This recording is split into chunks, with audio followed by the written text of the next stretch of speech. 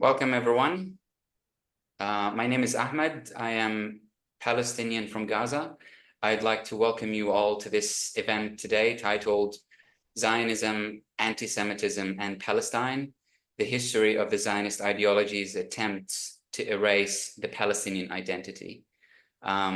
This national webinar is hosted by Palestine Justice Movement Sydney and in collaboration with Free Palestine Melbourne, and is also endorsed by many other organizations across this continent, including APAN, AFOPA, FOPWA, and TPAN. I have today the pleasure of being in conversation with Tony Greenstein. But before I introduce Tony, I would like to acknowledge the traditional custodians of the land from which we're all dialing in from today, and pay my respect to their elders past, present, and emerging. This land was never ceded, always was, and always will be Aboriginal land.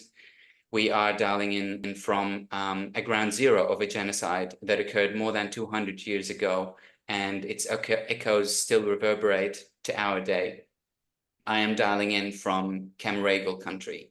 I'm dialing in from a land that was once declared terra nullius, a statement that rendered the Aboriginal people of this land non-existent, non-human, signaling the start of genocidal campaigns to dehumanize and exterminate the original owners of this land.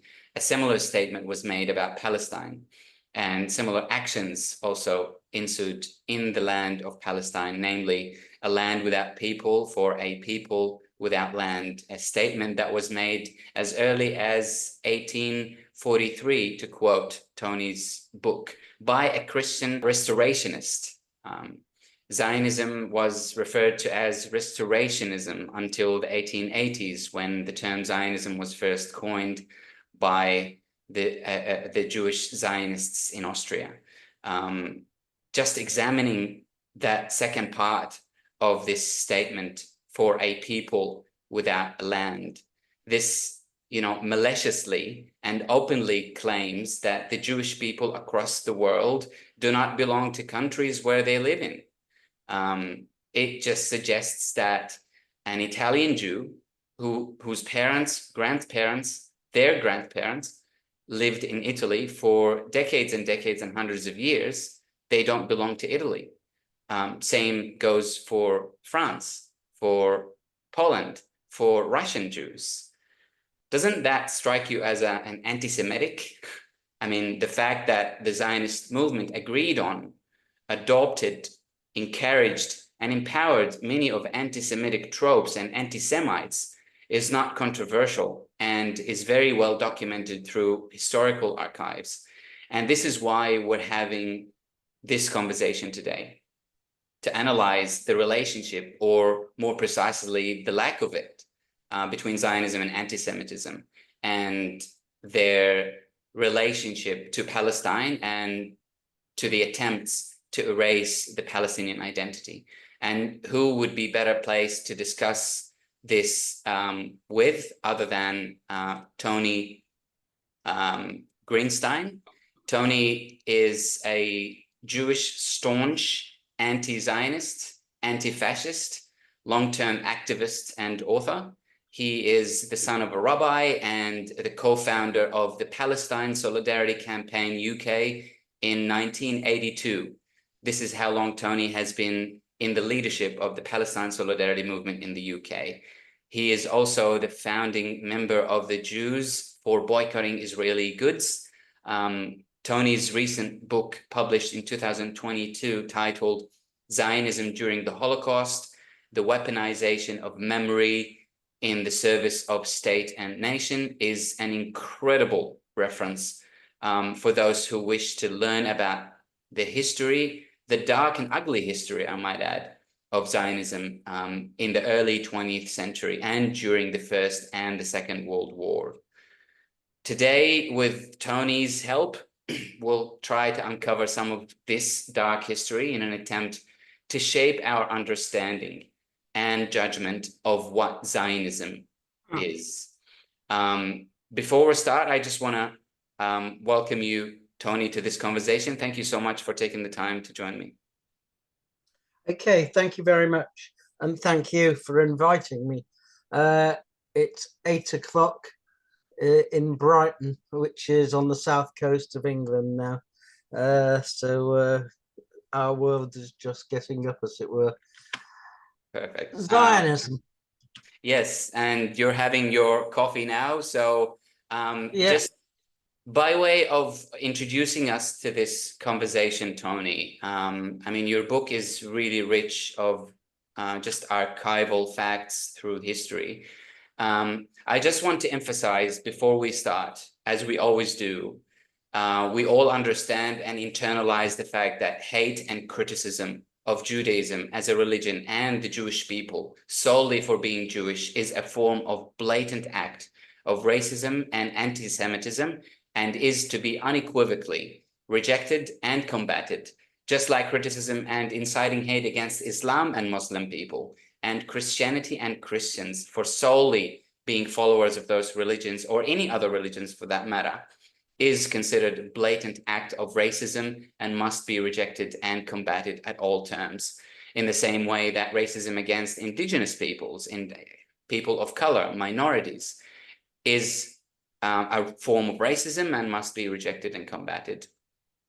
I'd like to, before we start, I'd like to cite some of the excerpts from a memorandum issued by the Secretary of State for India in 1917, Edwin Montagu, a member of the anti-Zionist League of the British Jews, just before the issuance of Balfour Declaration, as he knew that such a letter was about to be issued. In his memorandum to the British government, Montagu described Zionism as a mischievous political creed.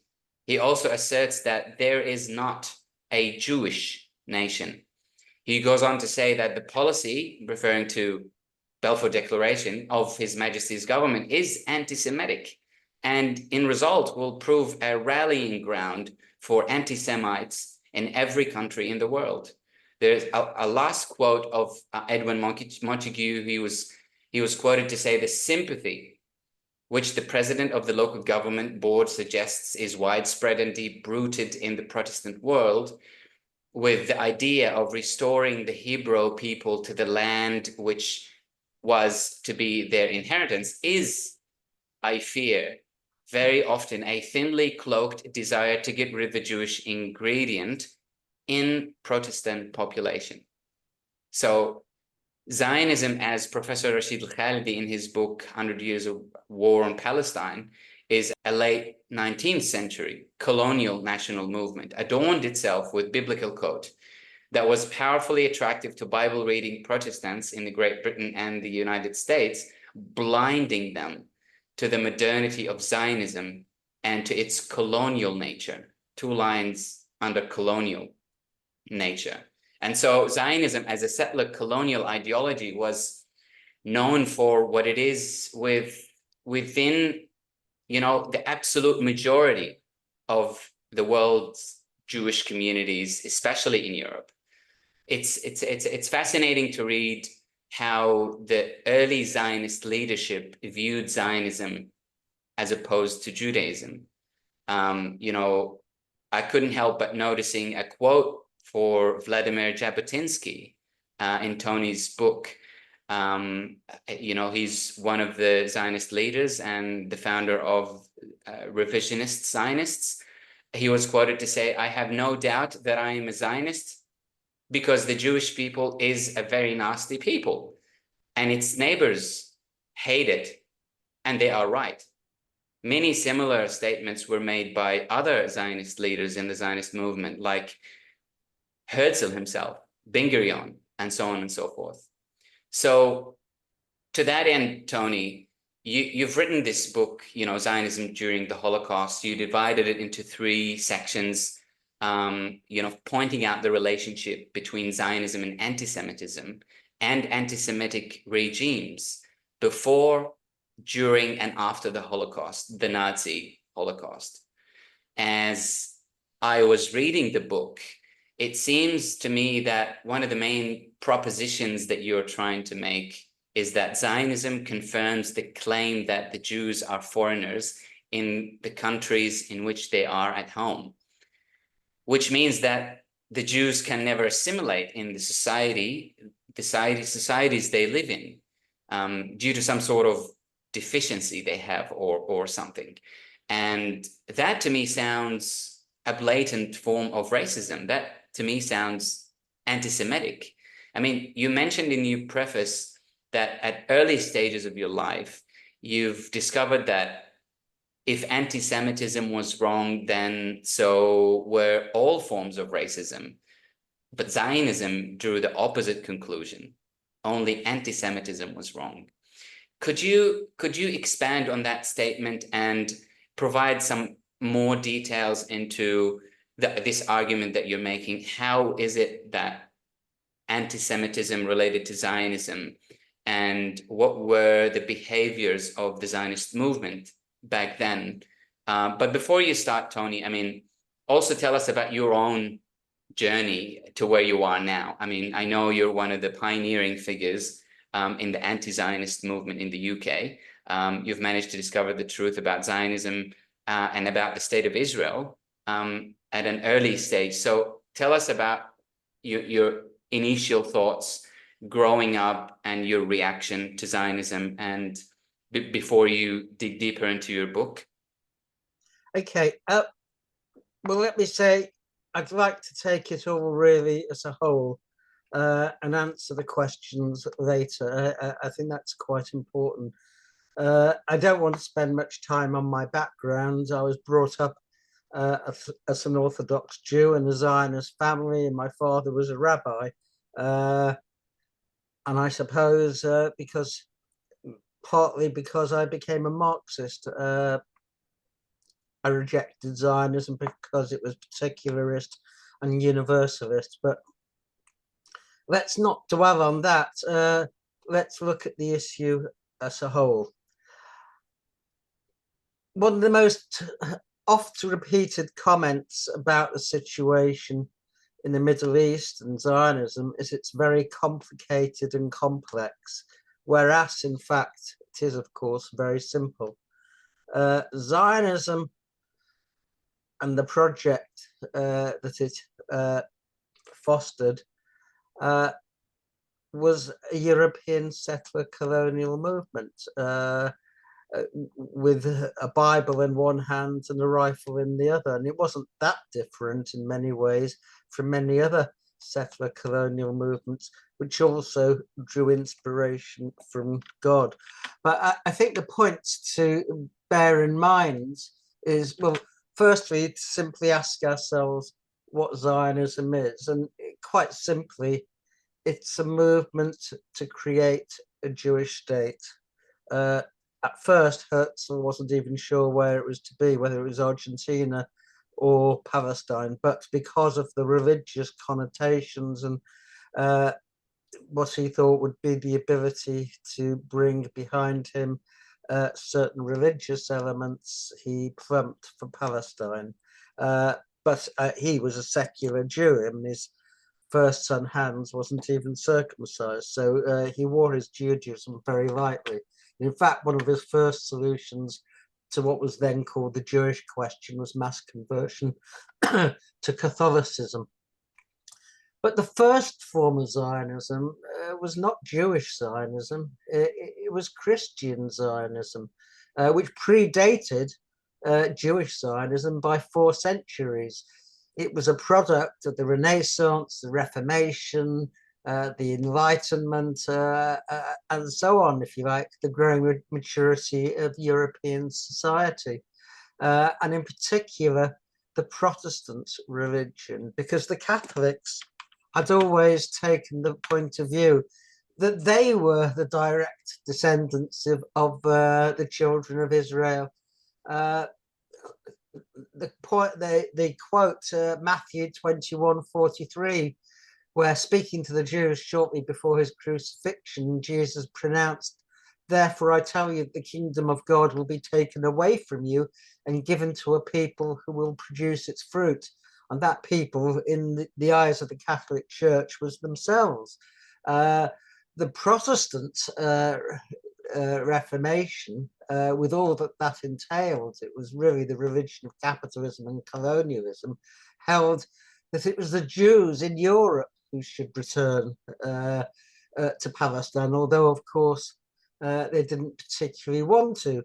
And it has to be said, I mean, the Jews were far less enthusiastic about Zionism, and so it was to remain right up to the Holocaust itself. Zionism was a distinct minority.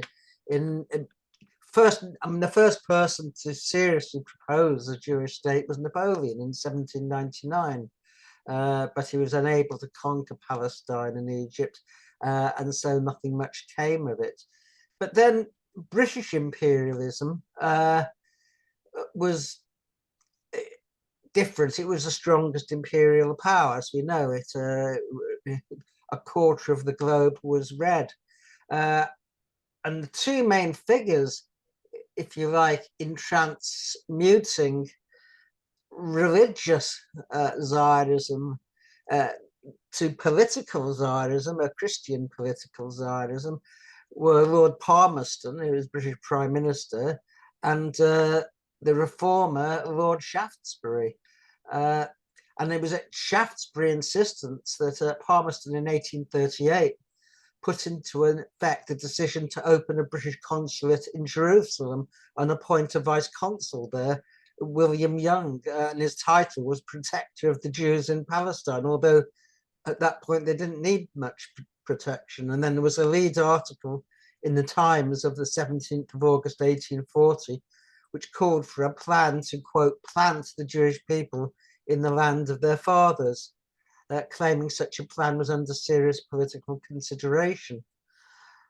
When Palmerston approached the Jewish Board of Deputies in August 1840 to talk about possible Jewish cooperation in a Jewish settlement project, he got a very meager response, because the only ones who didn't want to return were the Jews themselves.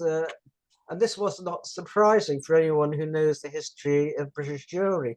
They were fighting the kind of bourgeois Jewish community who the Board of Deputies represented.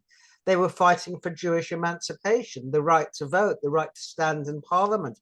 There was actually a very serious struggle for that. One MP, I can't remember his name, for the City of London was elected 3 times before eventually he was accepted. The House of Commons supported the emancipation, but the House of Lords threw it back. It was only in 1858 the Jews finally got the vote and got the right to stand for Parliament. So the very last thing that they wanted was someone coming along and telling them that they weren't really British, they were part of a separate Jewish nation, for obvious reasons. So Jewish Zionism, which barely existed at that time, except amongst a few intellectuals. Moses Hess was recognized in 1860 as the first political Zionist, but he built nothing around him. British Jews were adamantly opposed to it, and in 1842, the Board of Deputies passed a resolution, the 7th of November, which resolved that it is, quote, precluded from originating any measure for carrying out the benevolent views of Colonel Churchill respecting the Jews of Syria. And likewise, the 1845 Frankfurt Rabbinical Conference renounced the restoration idea completely, voting that, quote, all petitions for the return to the land of our fathers and for the restoration of the Jewish state should be eliminated from the prayers. And there was the Pittsburgh Reform Declaration of 1888, which likewise derided the idea that Jews should return to Palestine. And it was really only Jewish Zionism really only got off the ground as a reaction to the Odessa pogroms of 1881 after the assassination of Tsar Alexander II. And Zionism was one of many Jewish reactions, but it was unique in this sense that it accepted the outlook and the ideas of the anti-Semites themselves. The Jews really were an alien element in non-Jewish political society, which had outstayed their welcome. They were guests in someone else's hotel who hadn't departed when they said they would. And they took the stance that anti-Semitism, because it was based on the Jews being strangers in other people's lands, could not be fought. In the words of Leo Pinsker, who was the founder of Rabbi Zion, the Lovers of Zion, in 1882, in a book or a pamphlet, Auto-Emancipation, he asked what is, he called it Judeophobia because he was a doctor. And he said, what is it? It is a mental disease. And as such, it is hereditary. And having been inherited for 2,000 years, it is incurable. And this was the stance of Zionism. If a disease is incurable, why bother to fight it? It's totally pointless. And Herzl was of the same opinion. He wrote in his diaries, in the middle of the Dreyfus affair. The Dreyfus affair was the biggest convulsion in any European country in terms of anti-Semitism. The monarchists, the clerical reactionaries, the military had framed a Jewish captain for treason. This was after the Franco-Prussian War. And they wanted to use this really to deprive French Jews of the emancipation they'd been granted in the French Revolution. And it was a vigorous fight. Émile Zola's, Jacques Hughes, and others took up the cudgels. And it was a fight between modern France and pre-modern France, between feudal and, if you like, modern capitalist France. And the Dreyfusards won, if you like. But Herzl was attracted to the anti-Dreyfusards, a person called Edward Drummond, who was the deputy for Algiers, led the anti-Dreyfusards. And Herzl went out of his way to get a favorable review for his new pamphlet, which came out in 1896, The Jewish State. And Herzl wrote in his diaries, I think it was page 6 or 7.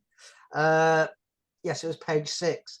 He wrote, in Paris, I achieved a freer attitude towards anti-Semitism, which I now began to understand historically and to pardon. Above all, I recognize the emptiness and futility of trying to combat anti-Semitism. Combat is inverted commas, incidentally. And this was the attitude of Zionism, which differentiated it from every other Jewish current. Like many separatist organizations, it had taken on the colors of their persecutors. And Herzl makes many such statements in his diaries, if you go one page after, because he wrote a voluminous 4-volume diary. He said, anti-Semitism has grown and continues to grow, and so do I. Because Herzl recognized that without anti-Semitism, there would be no Zionism.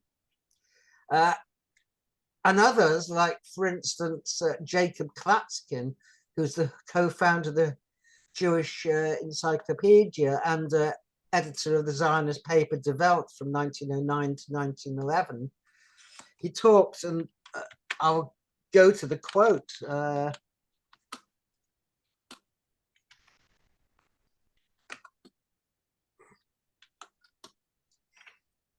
Klatskin said, and Klatskin was, if you like, not someone who was shy to put his point of view. He said, if we do not admit the rightfulness of anti-Semitism, we deny the rightfulness of our own nationalism. Instead of establishing societies for defense against the anti-Semites who want to reduce our rights, we should establish societies for defense against our friends who desire to defend our rights, because the Zionists saw emancipation, and with it assimilation, as their deadliest enemy. They wanted to preserve the Jewish people as a fixed political entity. And you could describe Israel today as a kind of racial preservation project. Exactly. I don't want to cut your line of thought, Tony, but I just want to pick up on one thing. I promise not to interject, but this one, I mean, I want to pick up on Dreyfus affair, because in his speech in response to the ICC ruling recently, Benjamin Netanyahu brought up the Dreyfus affair, saying that his trial or his accusation is similar to Dreyfus affair. To my understanding, Dreyfus was a French Jewish who was implicated as being in an espionage operation for the Germans or the British against the Russians, and because he was Jewish, is that right? And I mean, how is that related to Benjamin Netanyahu's? It's not related at all. Benjamin Netanyahu is nothing if not a born liar. He also attributed the Holocaust to the Palestinians on the basis of a meeting between Haj Amin al-Husseini. It was at the Zionist Congress of 2016, where he alleged that this was in November 1941 when they met. He alleged that Hitler only wanted to expel the Jews, but the Palestinian Mufti said, well, if you expel them, they'll all come to Palestine, burn them. Now, this was absolute nonsense. Firstly, there was a detailed record kept of the conversation, and this does not appear in the record. Secondly, in any case, the Holocaust had been going on, had started in June with the Operation Barbarossa.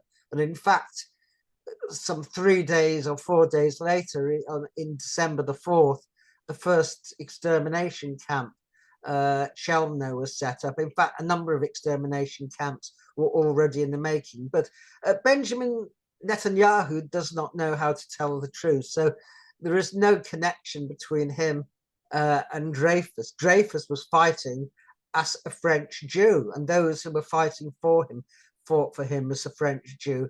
It had nothing to do with the fantasies and fables of Netanyahu. I mean, even within Israel, amongst Zionists, they recognize that Netanyahu has an inability to tell the truth.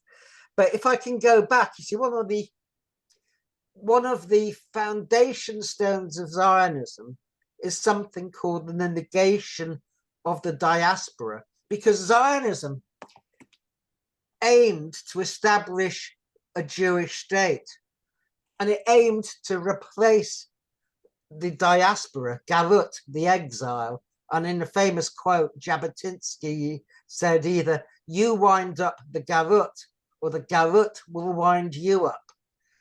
And because of this, they began to see the Jewish diaspora in the same terms and with the same eyes as the anti-Semites. I mentioned Jacob Klatskin, and I'll go to another of his quotes, where he talks about Jews in the diaspora being a people disfigured in both body and soul, in word of a horror.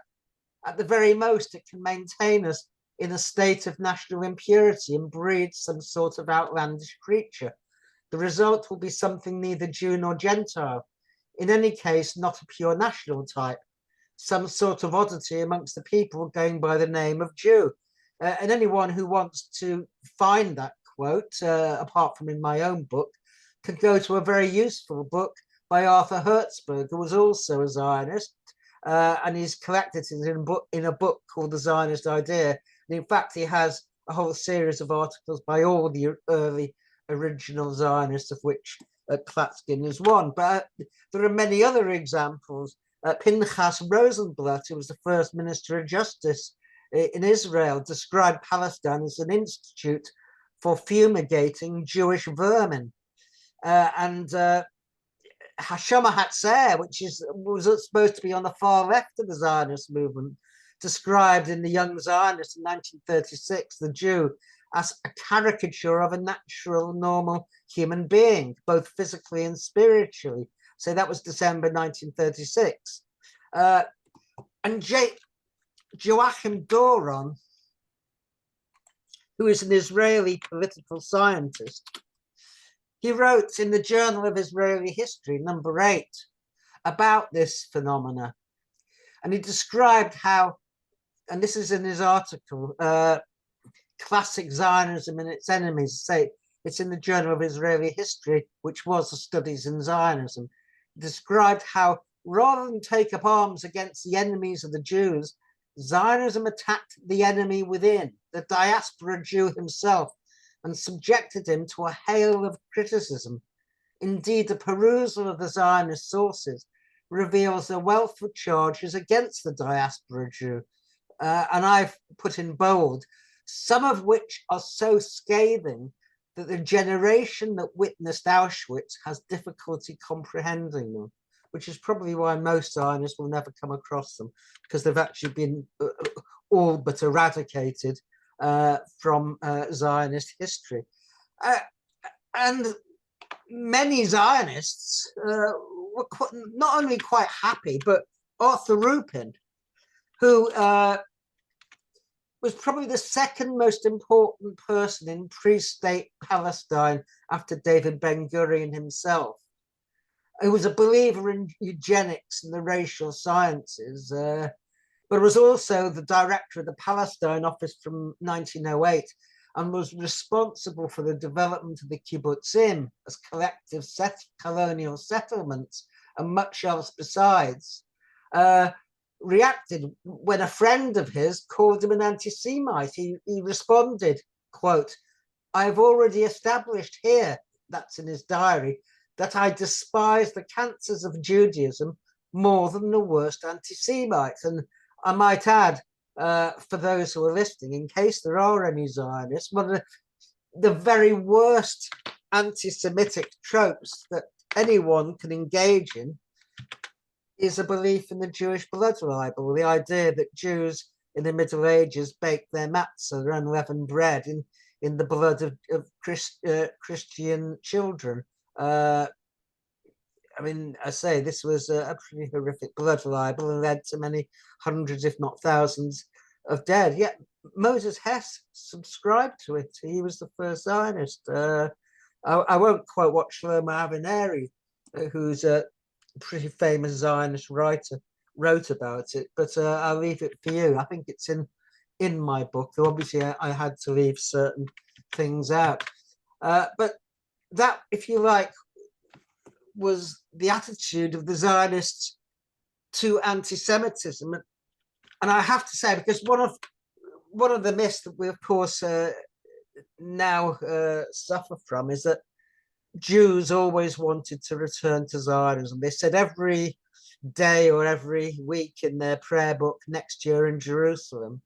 But when given the choice, Jews did not want to go to Palestine. This was a spiritual prayer, a spiritual longing. It had no political impact.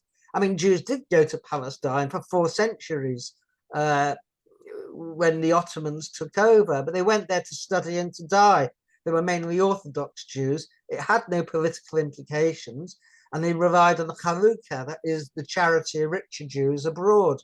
And in fact, Chaim Weizmann, who was the first president of the Israeli state, talked about the old Yishuv being the Jewish community in Palestine, to distinguish it from the new Yishuv, which was the Zionist community. So Jews never wanted to go there. In fact, when some 2.5 million Jews fled or emigrated from Tsarist Russia and Poland between the middle of the 19th century and the First World War, barely 1% of them went to Palestine. There was nothing stopping them. There were no immigration barriers. You didn't need a visa, but they didn't want to go to Palestine.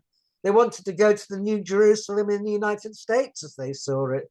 And that has always been the case. And it's the case today. Most Jews living outside Israel don't want to go to Israel, and probably even more now than it was in the past. But because of time, apart from anything else, I do want to deal with the rise of the Nazis. Yes, I mean, and I think, yeah. I mean, yeah, to my understanding, I think the Jews who were living in Palestine back then, like you said, Tony, they never had any political ideology. And I'm going to quote, it's from a critical Zionist historian, Noah Lucas. sorry, I'm just going to find the quote now. There's a lot to quote in your book, I can say that. Yeah. Noah Lucas was a critical Zionist historian. He was a lecturer at Sheffield University. And he wrote in The Modern Foundations of Israel that as the European Holocaust erupted, Ben-Gurion, who was the chair of the Jewish Agency and then first prime minister, saw it as a decisive opportunity for Zionism. Ben-Gurion, above all others, sensed the tremendous possibilities inherent in the dynamic of the chaos and carnage in Europe. In conditions of peace, Zionism could not move the masses of world Jewry. The forces unleashed by Hitler, in all their horror, must be harnessed to the advantage of Zionism. By the end of 1942, the struggle for a Jewish state became the primary concern of the movement. And that was absolutely true. And Ben-Gurion, in essence, said the same. I recommend to people, if you want to know. So that was the overwhelming reaction of Zionism to the rise of Nazis, Tony, like inside Germany, for example, or? When the Nazis, when the Nazis arose, when Hitler took power in January 1933, the reaction of most Jews was aghast. It was horror. And they began immediately a Jewish boycott of anything German. And in March, the Jewish war veterans formally launched a boycott of Nazi Germany. But the Zionists reacted with absolute horror to this because they saw the rise of the Nazis. And I'm talking about the leadership of the Zionists, not their base. But the Zionist leadership, the Jewish Agency, David Ben-Gurion, saw it. And again, I mean, there are a few quotes I'll give to people, and they are only really just a few quotes.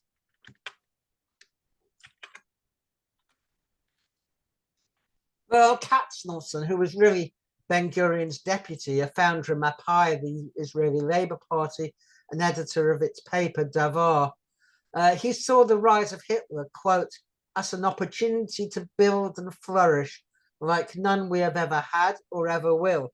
And that's in the book by Francis Nicosia, who's the Raoul Hilberg Professor of Holocaust Studies at Vermont University. He's written 2 books which are worth paying attention to. Ben-Gurion was even more optimistic. The Nazis' victory would become a fertile force for Zionism, which is what Lucas was saying.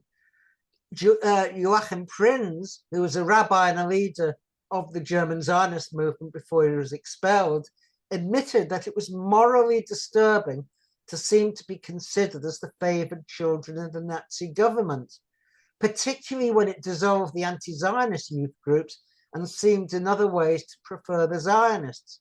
The Nazis asked Jews for a more Zionist behavior. And again, you can read that. It was in The Young Zionist. And Eitan Bloom, who wrote a PhD thesis at Tel Aviv University in Arthur Rupin, quoted Emil Ludwig, the famous biographer who was also a Zionist, when he said, Hitler will be forgotten in a few years, but he will have a beautiful monument in Palestine. You know, the coming of the Nazis was rather a welcome thing. Thousands who seemed to be completely lost to Judaism were brought back to the fold by Hitler. And for that, I am personally very grateful to him. And Nachman Bialik, who is the national Zionist poet, everyone should know him who's a Zionist, volunteered that, quote, Hitlerism has perhaps saved German Jewry, which was being assimilated into annihilation. Germany's remaining Jews who didn't get out were, of course, assimilated, but it wasn't by annihilation. And the attitude of the Nazis was also really much the same. So basically, assimilation is annihilation in the views of Zionism. Oh, yes, yes, yes. There are many, many examples where Zionists have compared assimilation, marrying out, disappearing from the Jewish community, to the losses in the Holocaust. I give some examples again in my book where this takes place. on the 28th of January 1935, Reinhard Heydrich, people may know about Heydrich, he was the deputy to Himmler, he was in charge of the German police, and he was described by Gerald Rettlinger in his book, The Final Solution, as the real engineer of the final solution, which is true. He issued a directive stating that the activity of the Zionist-oriented youth organizations that were engaged in the occupational restructuring of the Jews lies in the interests of National Socialist state leadership. These organizations are not to be treated with that strictness that it is necessary to apply to the members of the so-called German Jewish organizations, brackets assimilationists. So the Nazis also hated assimilationists. And in May 1935, Schwarz Korps, which was the paper of the SS, wrote that the Zionists adhered to a strict racial position. And by emigrating to Palestine, they are helping to build their own Jewish state. The assimilation-minded Jews deny their race and insist on their loyalty to Germany or claim to be Christians because they have been baptized in order to subvert National Socialist principles. And this was a constant theme because on the 21st of June 1933, the Zionist Federation sent a memo to Hitler. It was never answered. You can read it in Lucy Davidowitz's Holocaust Reader. It read, Zionism has no illusions about the difficulty of the Jewish condition, which consists above all in an abnormal occupational pattern and in the fault of an intellectual and moral posture not rooted in one's own tradition. An answer to the Jewish question truly satisfying to the national state can be brought about only with the collaboration of the Jewish movement that aims at a social, cultural, and moral renewal of Jewry. On the foundations of the new state, which has established the principle of race, fruitful activity for the fatherland is possible. Our acknowledgement of Jewish nationality provides for a clear and sincere relationship to the German people, because of course, only the Zionists accepted that Jews were a separate nation and its national and racial realities. Precisely because we don't wish to falsify these fundamentals, because we too are against mixed marriages and are for maintaining the purity of the Jewish group, the realization of Zionism could only be hurt by resentment of Jews abroad against the German development. Boycott propaganda is in essence un-Zionist because Zionism wants not to do battle, but to convince. And of course, this was absolutely true. The Zionist movement fought tooth and nail against the boycott. And in August 1933, it negotiated and agreed a trading agreement called Havara with the Nazis. It resulted in the Nazis, in the Zionists, becoming what the leader of the American Jewish labor movement, whose name escapes me, described as a scab agent, because Palestine quickly filled up with German goods. And so they became the marketing agents for Nazi Germany's wares throughout the Middle East. They set up a separate company, a Near Middle East company, Nemco, as a result of this. So they undermined a boycott, which, if it had been allowed to progress, there was a very good chance that Hitler could have been overthrown in the winter of 1933. And the Nazis and the Zionists didn't want this because the rise of Hitler had been extremely beneficial to them. 60% of the capital investment in Jewish Palestine between 1933 and 1939 came from Nazi Germany. And so you could quite easily say it was Nazi Germany that helped build the Israeli state. Indeed, without the mass emigration occurred because of the rise of the Nazis, it's quite doubtful whether Israel as a Jewish state would ever have been created. So when I said in the speech that Israel was Hitler's bastard offspring and it produced a whale of criticism from the Jewish Chronicle and others in this country, I was only speaking the truth. And we now see that, you see, in Gaza. When Gallant started off the genocide, he called the Palestinians human animals. Well, if you go again to Lucy Davidovitz's Holocaust Reader, she was a right-wing Zionist. She's not an anti-Zionist. You will read of two speeches by Himmler on October the 4th and October the 6th at Posen or Poznan in Poland now, to senior SS generals on why it was right to carry out the extermination of the Jews. And in the course of it, he described the Jews as human animals, the exact same phrase that Gallant used. And it's interesting because Rabbi Eliyahu Maki, I think his name is, who is the leader, the main rabbi at Moshe Yeshiva in Jaffa, spoke about the need to eliminate Palestinian children because they will grow up to be terrorists. And this is exactly what Himmler said. He justified the murder of Jewish children because they will become the avengers of their fathers. And so you see the Zionist mindset, it almost works in parallel. And there are some Zionists today who accept that they are following in Hitler's footsteps as a result, because when they pursue a policy of starvation in northern Gaza, what are they doing? They're carrying out the policy that was enunciated by Hans Frank, the Nazi Governor General of Poland, death by hunger. And although the majority of the Jews in the Warsaw Ghetto were murdered in the gas chambers of Treblinka, 83,000 died from hunger. So again, you see the parallels, and it's not hard to understand why. I mean, the reason is because Israel is an ethno-religious and ethno-nationalist Jewish religious state. It defines being Jewish on a national, on a racial, not on a religious basis, incidentally. The worst countries in Nazi-occupied Europe, the most anti-Semitic countries, were the Christian nationalist countries, which defined themselves ethnically as Christian. Slovakia, headed by a Catholic priest, Joseph Tiso, was the first to deport its Jews. It actually asked the Nazi Germany to take them off its hands, which they did. Or Romania, where the League of the Archangel Gabriel, the Legionnaires, conducted a pogrom in Bucharest, during which they slaughtered Jews and hung them from butchers' hooks in meat shops. I mean, anti-Semitism was of the feudal kind there. Or Croatia, which was the only country under Nazi occupation to establish its own extermination camp, Jasenovac, headed by Catholic priests. Although the majority of people exterminated were actually Serbs, not Jews, but and Muslims also.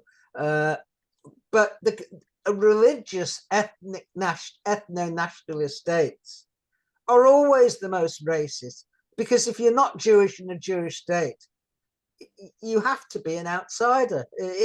It's inherent in the very nature and makeup of that state that you can't be equal, which is why the nonsense of the Zionist slogan, a Jewish democratic state, it's just an oxymoron.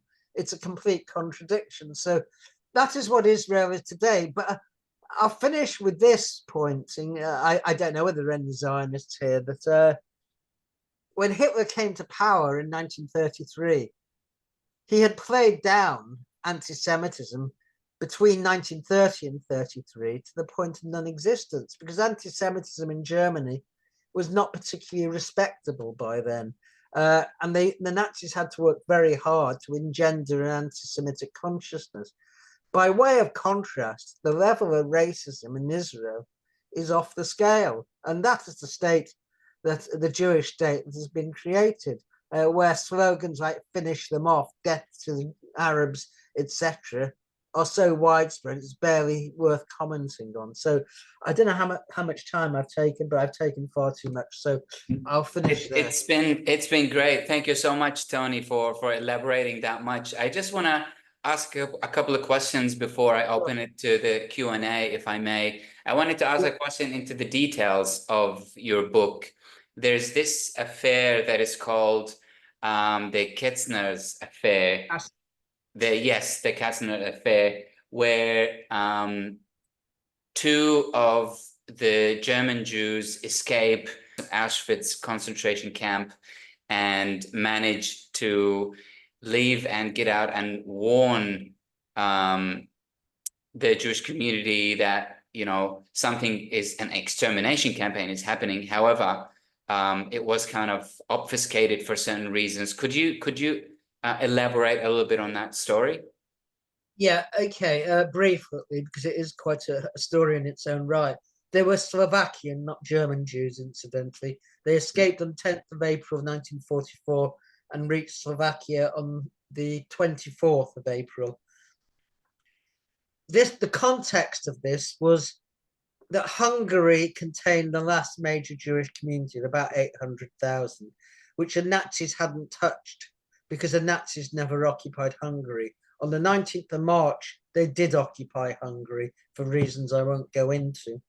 And the final solution began with the deportations on the 15th of May. Up to then, Auschwitz had been considered a labor camp, not an extermination camp. And they came out with the information, they wrote it down. It was called either the Verba Wetzler Protocol or the Auschwitz Protocols. And they handed it was handed by the Jewish Council, the Judenrat in Slovakia, to Rudolf Kastner, who was the leader of Hungarian Zionism, who came to Bratislava once a month to meet fellow Jewish communities leaders. Kastner was in negotiations with Eichmann to secure a train out of Hungary for the Zionists and the Jewish elite, a train which was eventually 1,684 people. In return, he kept quiet about the destination of deportation trains. He suppressed the Auschwitz protocols and indeed misinformed Jews that they were going to a fictitious resettlement camp, Kenya Mage, rather than, of course, Auschwitz. The result is that when some of the survivors of those deportations, because it was very late in the day, and so it was more likely there were survivors than if they'd been deported 2 years previously, came back and settled in Israel, they were full of accusations that Kastner was a collaborator, which he was. Kastner was a senior government official. He was supposed to be a Mapai member of the Knesset for the next Knesset. He sued at the state's instigation for libel because they called him a collaborator. The trial took, for him, a rather unfortunate turn because he became, in essence, a defendant, the accused. And it turned out that most of the accusations, and I think something like 18 Holocaust survivors from Auschwitz testified against Kastner and his aides, his Zionist aides, in Kolosvar, Cluj, which was his hometown, about the fact that they misinformed people about where they were going. They hadn't just suppressed the protocols, they'd actually misinformed people. And the Zionist movement as a whole did. There was virtually nothing in the Palestine press about Hungary, about the exterminations. It was only when the Swiss press blew it at the end of June, 300 articles appeared almost simultaneously, that massive pressure was put on Horthy. The Admiral Horthy was the leader of the Hungarian government to put a halt to the deportations. Because of that, Budapest's 200,000 Jews were saved, but 437,000 had already been deported to Auschwitz or to Germany as labor. I'm not quite sure the figures. I don't think anyone is, but nearly 500,000 Jews had been deported. In fact, Kastner was trying to arrange a second train for Budapest Jews in the event that the rest of them were exterminated. But by that time, he was an isolated figure. Others had taken over, and the Nazis weren't able to impose their will. And Auschwitz itself was closing down at the end of October. So it actually wasn't possible, as the Russians surrounded Hungary, to effect the deportations. Although the Nazi government, as a Hungarian Nazi government, the Arrow Cross was in charge, and they killed probably 50,000 of the 250,000 Budapest Jews. But nonetheless, the large majority survived. And that was what the Kastner affair is. It lasted for 4 years in Israel, although the Supreme Court acquitted him by 4-1. The trial judge, in a very detailed 300-page judgment, said he had sold his soul to Satan. And he was defended by Chaim Cohen, who was the Attorney General. It's worth probably quoting him because it says quite a lot.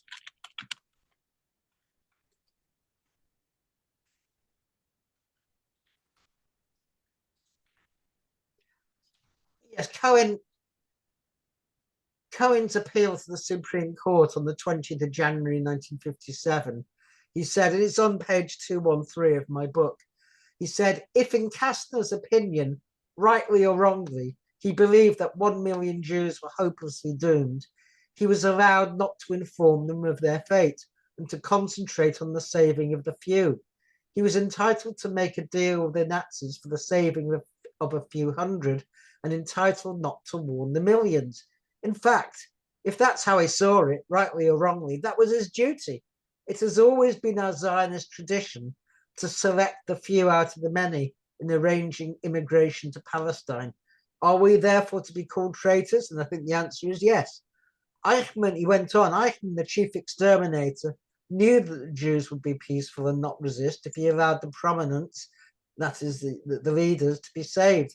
That the train of the prominents was organized on Eichmann's orders to facilitate the extermination of the whole people.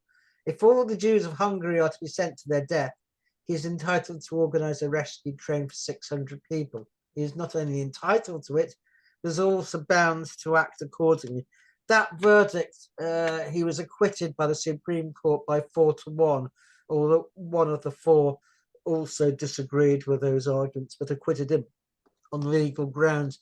It later turned out that Kastner had gone to Nuremberg and testified in favor of some of the leading Nazi butchers, with Liseni, Krumi, who was a deputy to Eichmann, and Kurt Becher. So there's no doubt he was a collaborator, but he was a representative of the Jewish agency. He wasn't acting on his own. And the Zionist record in the Holocaust is an abysmal one, to be quite honest. So I mean, throughout the Holocaust, the Zionists opposed any rescue to any place other than Palestine. They actually blocked rescue and openly did so as well. There's really no doubt about it. It's unbelievable, and your book has a wealth of examples and details on how that was happening. I mean, they were preventing Jews to be rescued out of concentration camps into the UK, into the US. Only migration to Palestine was permitted, and so on and so forth. But Tony, I wanted to, like, we talked about anti-Semitism in Europe. And but before I ask the question, by the way, I really encourage everyone to just put in the questions in their Q&A boxes. There was a rife anti-Semitism in Europe, and we talked about the persecution of the Jews in Europe.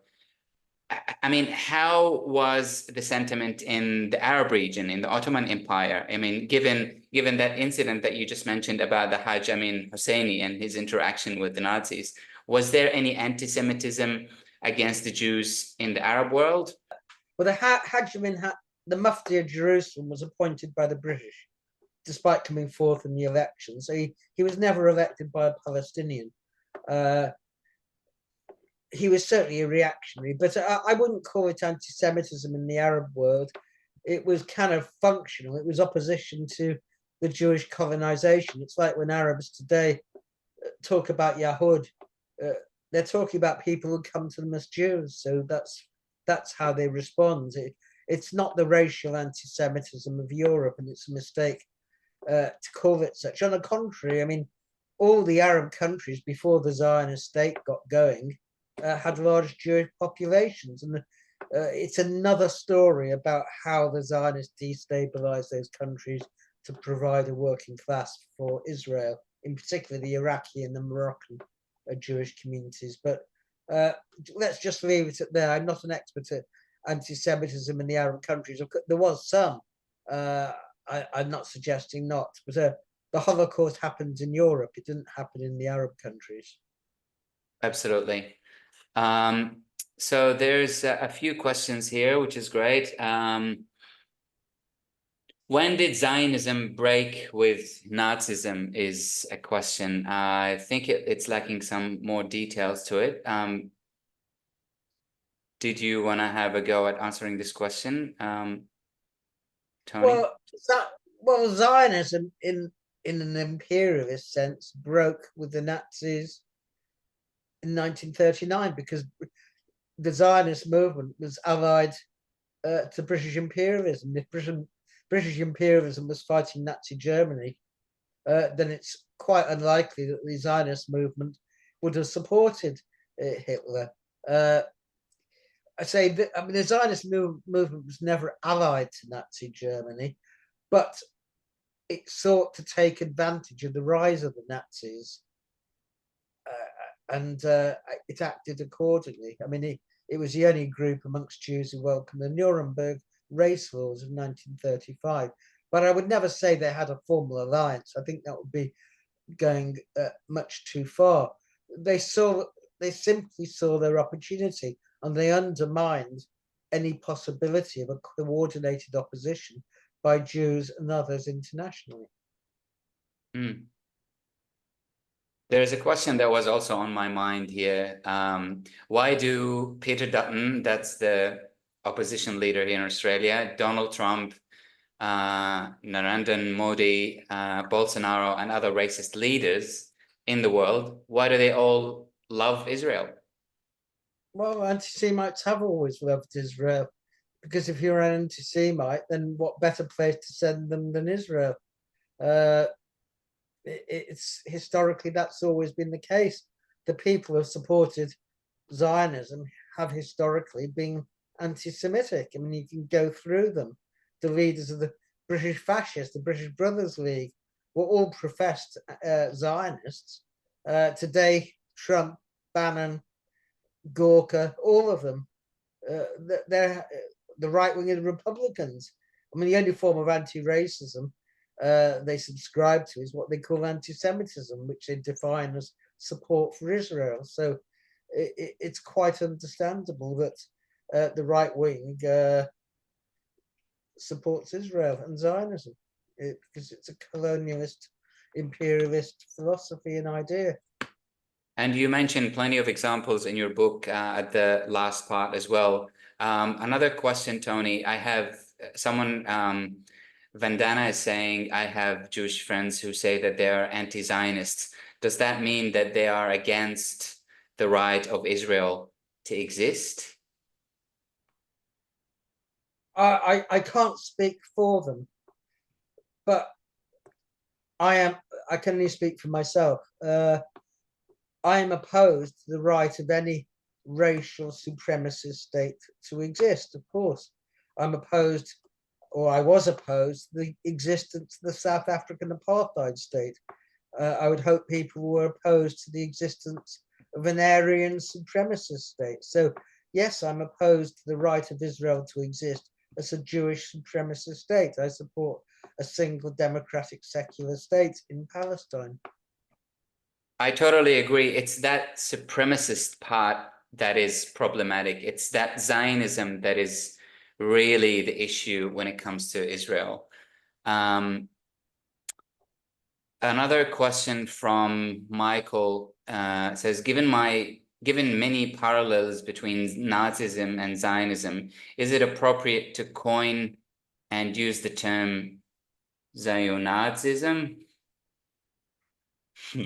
Possibly, Michael. That's an interesting term. I think there are differences between Zionism and Nazism. Zionism is a settler colonial movement. Nazism was a fascist movement, although there are things in common. I mean, there are certainly comparisons to be made. So whether it's correct to say Zio-Nazi, I'm not sure, because most Zionists in diaspora wouldn't see themselves as Nazis, but I mean, certainly some are Jewish Nazis. So you have to make your own decision on that. Absolutely. It's the racism that is shared between the two ideologies, I would say. A question here from Wendy, Tony. Zionists justify their land grab by saying there has always been a Jewish presence in Palestine going back to King David 2000 BCE. Is that right? Well, there may well have been a Jewish presence in Palestine, but it didn't have any political implications. Jews in Palestine who lived there for a long time never thought to assert the need for a Jewish state. They didn't see any reason why. They were interested in living with their Arab, Muslim, Christian friends on an equal basis. So the fact that there may have been Jews there is completely irrelevant. And as I already explained, the Jews who did live there were the ones who were opposed to the Zionists because they saw them as colonialists. Absolutely. They didn't have that political conviction that, you know, the colonial ideology of Zionism. It was more of a kind of yearning to the homeland, being in Palestine. So the next question from Andrew, Tony, are all Orthodox Jews necessarily also Zionists? Is it part of their core belief systems and practice? No, there are anti-Zionist Jews. There are religious Orthodox Jews who are anti-Zionist. Neturei Karta are one. But I would say today, the majority of Orthodox Jews are Zionists because Zionism has fundamentally transformed in many ways the Jewish religion. It hasn't stayed still. Whereas historically, Orthodox Judaism opposed Zionism. They set up their own organization called Agudat Yisrael. Today, Agudat Yisrael is in the Israeli Knesset, although formally it's not Zionist, but it's only formally, in practice it is. So the answer is no, not all Orthodox Jews, but a majority are, I'm afraid. Yes, and that anti-Zionist Orthodox Jews group, I've been listening to a podcast by Yaakov Shapiro, Rabbi Yaakov Shapiro, and he's brilliant into drawing that distinction and, you know, pretty much putting forward what Zionism is actually in relation to Judaism, which are absolutely very, very different and not related at all. So my second question from Wendy as well, can there be a Jewish state that is not Zionist, that is truly love your neighbor Jewish? No, because there's a tendency once you marry religion with the state that you produce racism. Because if it's a Jewish state, what does that mean? Unless it's theoretically possible to have a state which is simply a cultural center for Jews but has no political implications in terms of the rights of people. For example, Britain today is formally a Christian country. The Queen is head of the Church of England. But my rights as someone Jewish are no different from someone who's not Jewish. People don't tell me I can't rent certain places because I'm Jewish. But in Israel, 93% of the land is Jewish land. It's Jewish state land or owned by the Jewish National Fund. And therefore it's off limits to anyone who's not Jewish. So you could have, in theory, a Jewish state, but today, practically, that would not be possible. My next question, Tony, is from Peter. Torah, Judaism opposes Zionism. Can you expand a little bit on this statement, if you can? Sorry, what he's saying that the Torah opposes Zionism. Well, the Torah was written probably a couple of thousand years ago, when the idea of Zionism hadn't even occurred. So, I mean, the Torah was written in a completely different era. So Zionism really didn't arise. I mean, there were what were called Jewish states, Israel and Judah, but they ended up fighting each other around, I don't know, 600-700 BCE. But they were really just city-states at best. I mean, they weren't states that we know now. But no, I don't think there's any comparison at all, really, today. The Torah, I say, belongs to a different era, a feudal pre-capitalist era. So in practice, the Talmud, which is the rabbinical interpretation of the Torah, takes precedence now. So it's not the word of the Torah. On the contrary, it's in many ways it's subverted by later rabbinical interpretations. I totally agree. I think to my understanding, Zionism has hijacked the Judaism or used misinterpretations from the Bible and Torah to kind of promote their, political ideology in seizing the land in Palestine. Another question, can the Jewish religion or Israelis in general, let's say, recover from the damage of Zionism? It's a good one.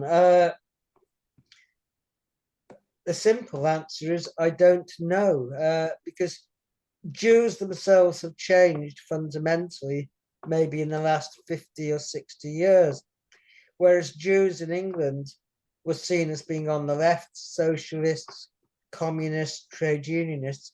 They've risen socio-economically, and so have moved to the right politically. So when you're talking about Jews today, you're talking about a very different creature from the Jews who inhabited the Jewish East End of London, which was a working class area where they were going on strike and so on. So Jewish identity has changed through the ages. Identities are not fixed. They change as the people themselves have changed. And so the idea you can go back to what was, I think, is quite illusory in many ways. And the same would be true for Palestinians as well.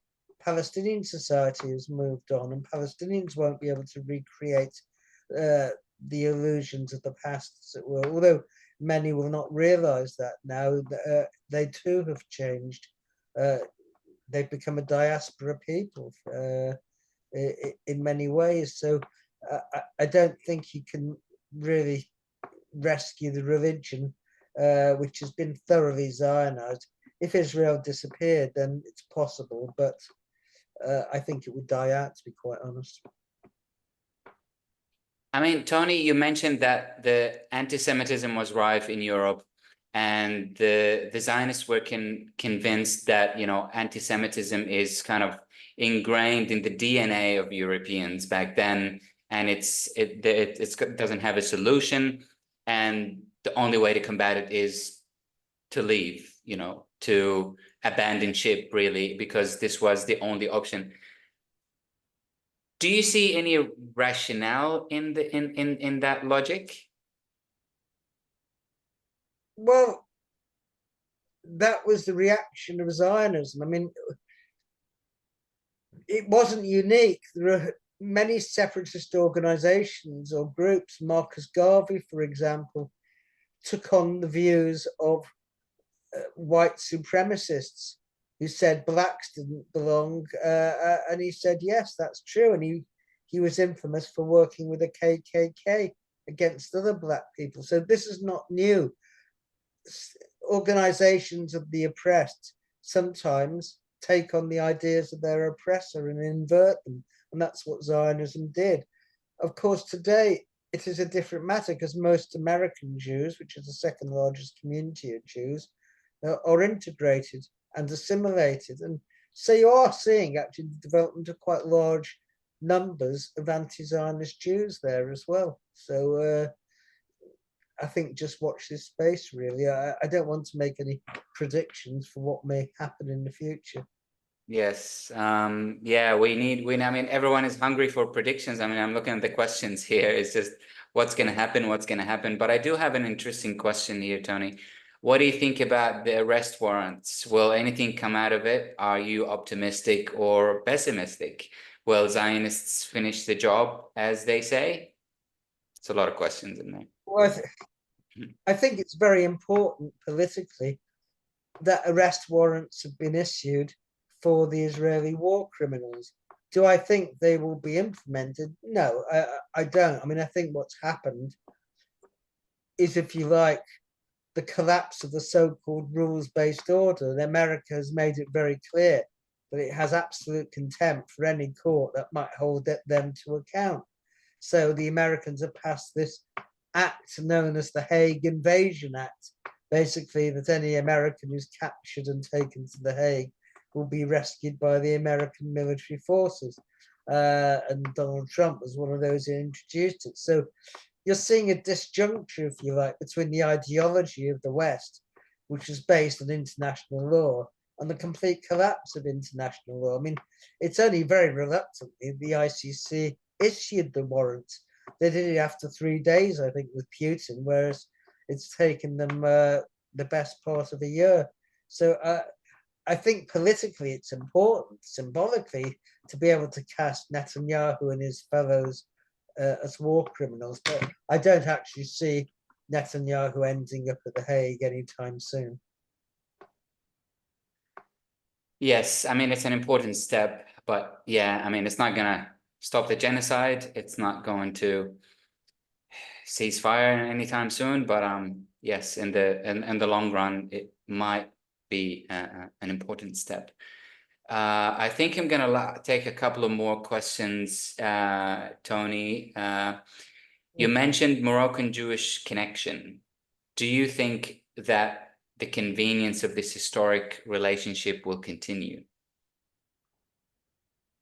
Well, I'm not quite sure which historical association has been talked about.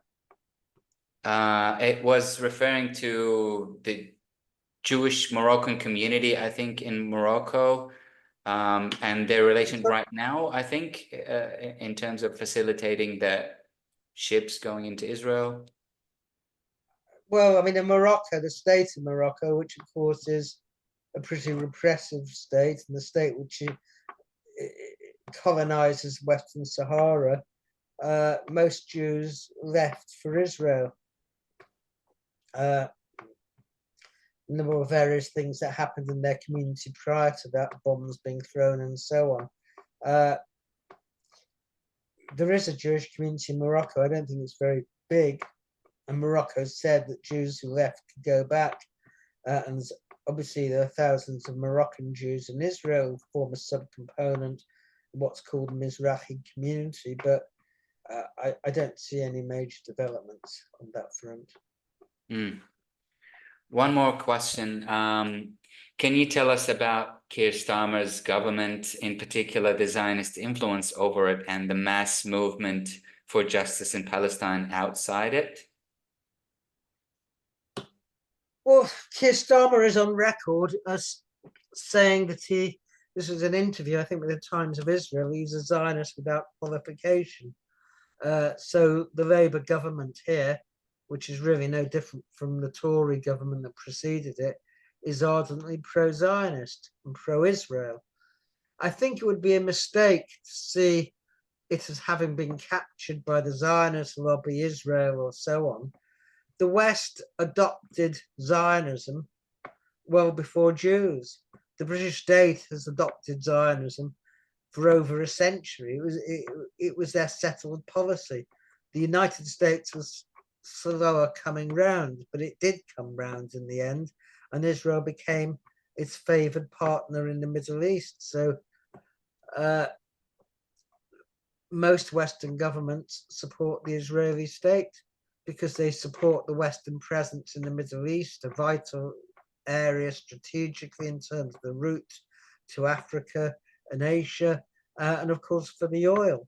And that is at the root of the matter. And Israel is seen as the West's guard dog over radical Arab nationalist regimes and movements that may take place. So really, Israel's battle with Iran, for instance, is a battle for supremacy in the region, nothing more. It's not to do with nuclear weapons. I mean, that's the pretext. But we know that when the nuclear agreement was signed, Israel was opposed to it. Israel wants supremacy. And Starmer is no different from his predecessors in supporting the supremacy of the Israeli state.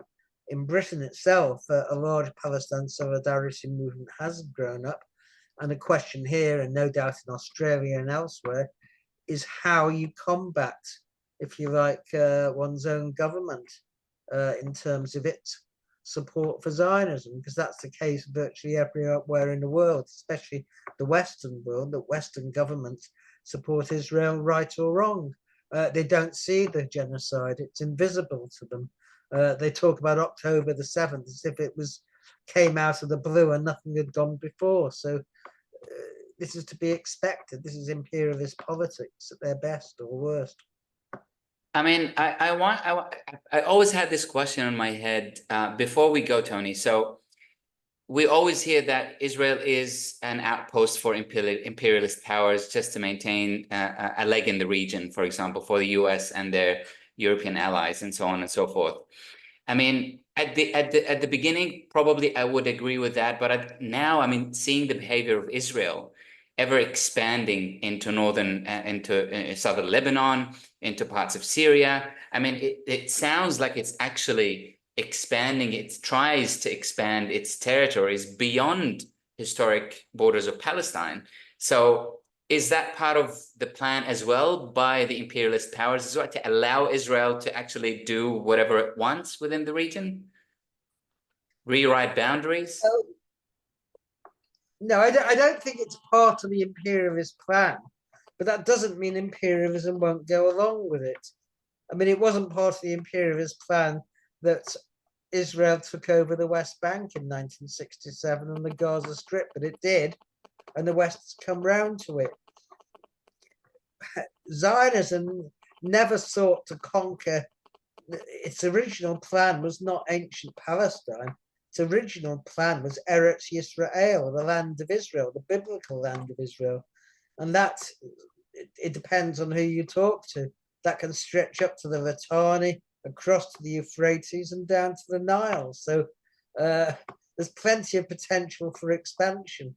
I would think that if Israel annexes the West Bank and it succeeds in expelling the Palestinians over the Jordan, the next target will be the East Bank of Jordan. So Zionism tends to destabilize, and Israel does, everything around it.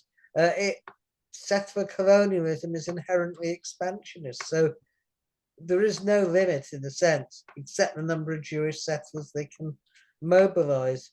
We shall see. Maybe they will recruit more Jews or convert more non-Jews to Jews by relaxing the conversion criteria.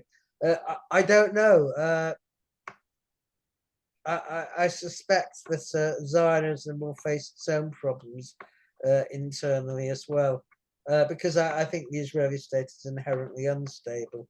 It's glued together between two different components of the Israeli Jewish population, those who believe they're Jewish first and those who believe they're Israeli first. So there are all sorts of contradictions, and it would be a brave person who makes predictions in the current climate. On that note, Tony, I mean, it's a very dynamic situation. I mean, maybe in a couple of hours, something major will happen and it'll change the whole conversation. I really want to thank you for joining me today. There's a couple of announcements I want to make before I end. The video recording of this session will be sent out to everyone who's registered, and I'll also send it out to my mailing list, which is quite larger, and we'll put it out on our YouTube channel and for the YouTube channel of Free Palestine Melbourne as well. The audio also will be made available on podcast, and at some point next month will be played on the local community radios as well. Such a fascinating conversation, and an eye-opener. And I also want to encourage everyone to go on TonyGreenstein.com website and have a look at the blog itself that he has. And also, I really encourage everyone to buy the book, because there's lots of details, lots of examples, just to show the true ugly face of Zionism and how it actually abused the religion of Judaism in doing what it's perpetrating now in Gaza, genocide and campaigns and ethnic cleansing. And it's also available on, if you're boycotting Amazon, then contact Tony Greenstein directly. But if you're not, it's also available on Amazon. Finally, yeah, go ahead, Tony. Can you send me those links to the when the talk is up, or so I can download it myself? Definitely, I will. I also want to let everyone know that this session was free, but people donated voluntarily, and I really want to thank everyone who donated generously. As I mentioned in previous webinars, I'm in touch with a family that is looking after the families who were ethnically cleansed from their homes in northern Gaza, and she's also looking after the orphans who lost their parents and siblings. And all the money is going to that lady or that family. Also in touch with a few families here in Gaza who are in Sydney, who are refugees from Gaza. So all the money will go to those families. Again, I want to thank everyone who joined us today. I want to thank Tony very much. Thank you for waking up this early for us, and I hope you'll enjoy your morning or rest of the day. And have a great evening and night, everyone who joined us. Okay, thank you. Thanks, Tony.